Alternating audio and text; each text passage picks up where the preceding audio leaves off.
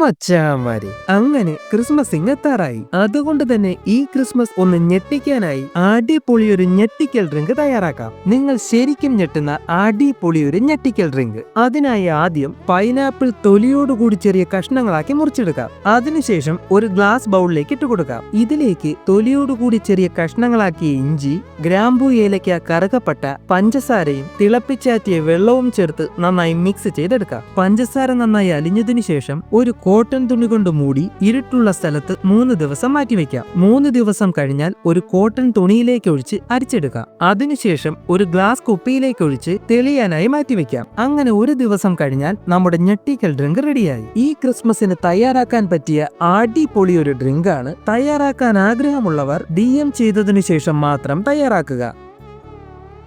അളവുകളും മറ്റ് ഡീറ്റെയിൽസ് എല്ലാം തന്നെ അപ്പോൾ പറഞ്ഞു തരാം. അപ്പോൾ വീഡിയോ ഇഷ്ടപ്പെട്ടാൽ സപ്പോർട്ട് ചെയ്യുക. Bye bye.